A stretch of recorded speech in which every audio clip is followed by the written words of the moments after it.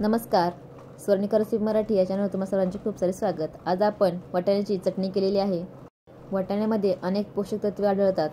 वर्षभर उपलब्ध न होणाऱ्या काही भाज्या हिवाळ्यात सर्वत्र उपलब्ध होतात. त्यातीलच एक भाजी म्हणजे वाटाणा.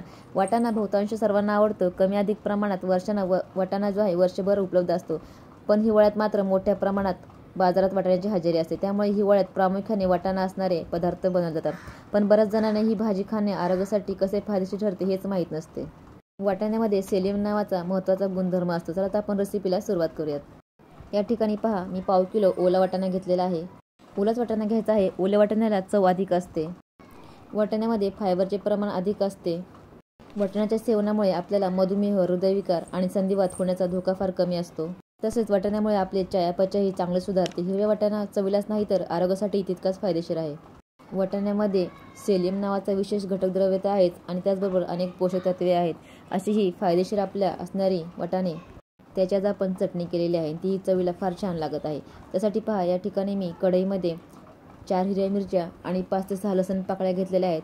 त्यांना छान असं आपल्याला परतून घ्यायचं आहे. याच्यामुळे आपल्या चटणीची चव जी आहे अधिक वाढणार आहे. थोडंसं तेल टाकलेलं आहे मी या ठिकाणी. तेलामुळे ते छान असे भाजले जातील. सोबतच काही कढीपत्त्याची पाने देखील घातलेले आहे. कढीपत्त्याची पाने घातल्यामुळे चटणीला एक चविष्टपणा जो असतो तो एक छान येणार आहे. त्याच्यामुळे मी कढीपत्त्याची पाने देखील घातलेले आहेत आणि थोडेसे शेंगदाणे देखील घातलेले आहेत. शेंगदाण्यामुळे दाटसरपणाही येणार आहे आणि चवीला अजून छानही लागणार आहे चटणी.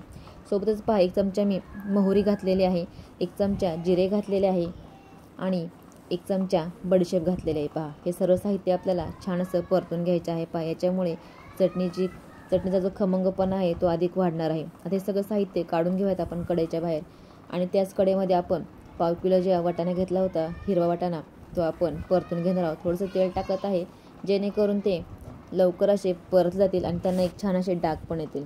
डाग येईपर्यंत आपल्याला हलकं यांना परतून घ्यायचं आहे. एकदा करून पहा, खूपच छान लागते. पहा, ही चटणी पहा, असं परतून घ्यायचं आहे. डाग आलेले पाहता आपण बाहेर काढूयात. हे पहा, आपला मसाला जो आहे तयार झालेला आहे. पहा किती छान दिसत आहे. पहा, एकदा करून पहा. हे पहा, आता मिक्सरच्या भांड्यामध्ये आपल्याला त्याला काढून घ्यायचं आहे. मिक्सरच्या भांड्यामध्ये काढून झाल्यानंतर आपल्याला त्याच्यामध्ये जे आहे 1 चमचा काळे मीठ टाकायचं आहे किंवा तुम्ही याला सैंधव मीठही म्हणू शकता आणि 1 चमचा पांढरं मीठ टाकलेलं आहे. मीठ जे आहे तुम्ही तुमच्या ह्याच्यानुसार कमी जास्त करू शकता. याच्यासोबतच यामध्ये कोथिंबीर टाकत आहे. कोथिंबीरमुळे एक रंग आणि चव अधिक वाढणार आहे. पहा, ह्याचं असं जास्त पाणी नाही मी टाकलं याच्यामध्ये. अगदी 1 ते 2 चमचे मी पाणी टाकून हे वाटून घेतलेलं आहे. कारण जास्त पाणी नाही घालायचं. जितकं होईल तेवढं कमी पाणी टाकून वाटण्याचा प्रयत्न करा. मला 1 ते 2 चमचेच पाणी या ठिकाणी लागलेलं आहे. आता आपण त्यासाठी फोडणी करूयात. फोडणी तुम्ही वरतून जरी घातली तरी छान लागेल, पण परतल्यामुळे त्याची चटणीची चव जी आहे अधिक वाढते. याच्यामध्ये पहा, तेलामध्ये 1 चमचा मी पांढरे तीळ आणि 1 चमचा कलोंजी घातलेला आहे. सोबतच अर्धा चमचा मी ओवा घातलेला आहे आणि 1 चमचा हिंग घातलेलं आहे. पहा, आणि सगळं साहित्य परतून घेतलेलं आहे. पहा, मी हिंगामुळे चटणीचा चव फार छान येते. आणि अर्धा चमचा हळद घातलेली आहे आणि अर्धा चमचा लाल मिरची पावडर टाकलेली आहे. पहा, आणि अर्धा चमचा धनापूड टाकलेली आहे. हे सर्व आपल्याला व्यवस्थित असं परतून घ्यायचं आहे. मंद आचेवर राहण्याचा आपला मसाला सगळा जळून जाऊ शकतो. सगळी प्रोसेस आपल्याला कमी गॅसवरतीच करायची आहे. आणि आपण मिक्सरमध्ये वाटून घेतलेलं वाटण हे याच्यामध्ये टाकायचं आहे. पहा, आणि छान असं परतून घ्यायचं आहे. आणि याच्यामध्ये आता आपण तुम्हाला जर पाणी हवं असल्यास तर तुम्ही टाका, नसेल टाकायचं तर स्किपही करू शकता. पण या ठिकाणी मी पाणी जे आहे थोडंसं टाकत आहे.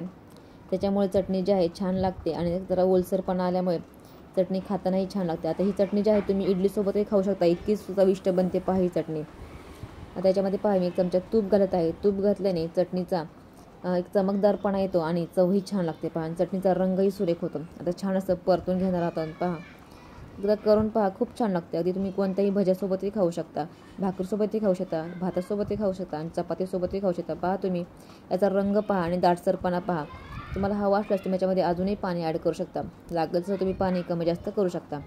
हे पहा, किती मस्त आपली चटणी झालेली. पहा, हे पहा, काही रंग आलेला आहे. पहा, हे पहा, अशी गरमागरम मस्त वाफ आहेत निघत आहेत. पहा, किती सुंदर दिसत आहे. पहा, चवीला तितकी छान लागते ना. मी दिवसातनं 2दा बनवली पहा ही चटणी. एकदा केली तेव्हा संपली, मुलांना फार आवडली. परत मी दुसऱ्यांदा बनवली. हे पहा, किती सुंदर. एकदा तुम्ही बनवूनच पहा, खूप छान लागते. अगदी इडलीसोबतही खाऊ शकता तुम्ही. या स्वरूपाची ही चटणी बनते. आणि फायदेशीर तुम्हाला फायदे तर मी सुरुवातीला सांगितलेच आहेत व्हिडिओच्या की किती फायदेशीर आहे आपल्यासाठी.